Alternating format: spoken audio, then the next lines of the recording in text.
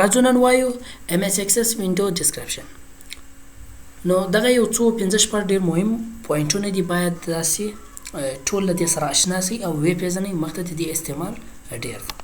راځو وایو اول د ټایټل بار، دویم د کوک اکسس ټول بار، او دریم د اکسس نیویګیشن پین او آل اکسس اوبجیکټس او سټیټس بار.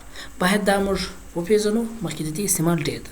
نو راځو زه ام اس اکسس خلاصوم. د ام اس اکسس درې طریقې ولې، هغه دوې طریقې موږ ویلی سي. په دوو طریقو موږ څنګه ام اس اکسس خلاصولی سو. راځو دریمه طریقه وایو. دریمه طریقه دا ده کله چې موږ وینډو آر پریس کو، داسې یو رن بوکس به خلاصي. په دې رن بوکس کې به موږ نوشته کوو ام اس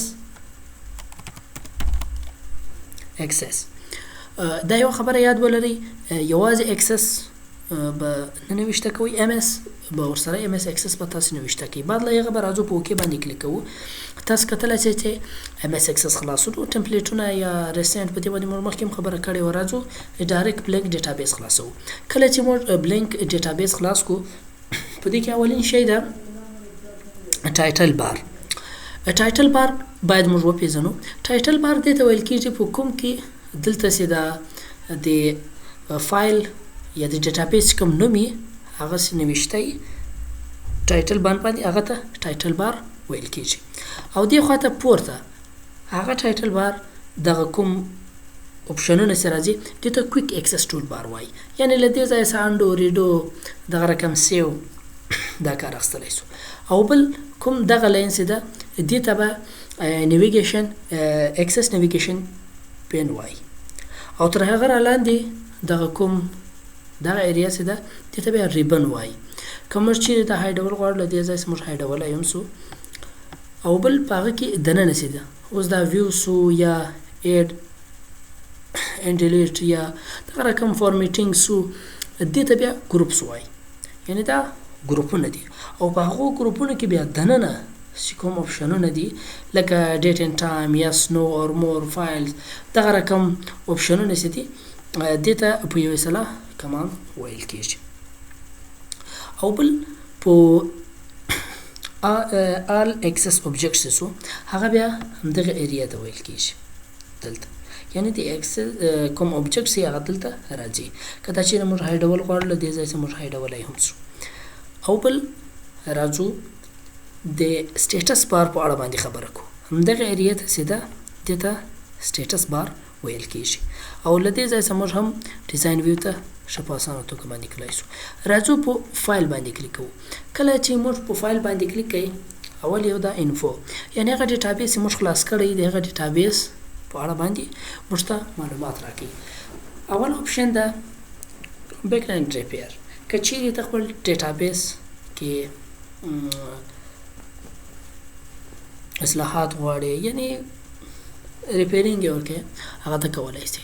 او دویم ده انکریپټ ویت پاسورډ. که چیرې تاسې خپل ډیټابیس ته پاسورډ ورکوئ، یعنې پاسورډ ورکوئ، هغه تاسې ورکولی سي. او دویم اپشن د نیو. که چیرې تاسو غواړئ چې نوی ډیټابیس خلاص کړئ یا یو نوی ټمپلیټ خلاص کړئ، تاسې له دې ځایه خلاصولی سي. او اوپن د اوپن په اړه باندې موږ مخکې هم خبره کړې وه. اوپن یعنې هغه ډیټابیسونه چې مخکې تیار پراته وي، هغه تاسې خلاصوئ. سیو اینډ سیو ایز. اوس ګورئ د دغو دوو فرق دا ده. سیو یعنې کوم شی اول وار چې سیو یې ته سیو کولی سي، یو ځای هغه ته لوکیشن ورکوي. بعد هغه که چیرې ته په هغه کې څه کار وکړې یا هغه ته نور معلومات ور اضافه کړې، ته په سیو باندې کلیک وکړې، هغه هم خاص په هغه ډیټابیس کې هغه کوم تغیرات چې تا کړي دي هغه سیویږي.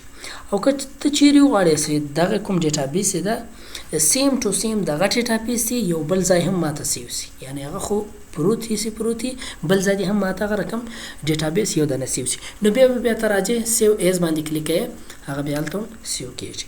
او بل د پرنټ. او بل لاندې راځي تر هغه کلوز، یعنې که ته چیرې کلوزېدل غواړې کلوزولی سي. او پرنټ که چیرې ته پرنټوې، له هغه پرنټ اپشن له ذریعې څخه خپل فایل یا خپل کوم ډیټابیس یو ایریا سي هغه ته پرنټولی سي. او بل راځي اکاونټ، یعنې که ته چیرې د اکاونټ په اړه باندې معلومات یا هغه ته دلته کولی سي.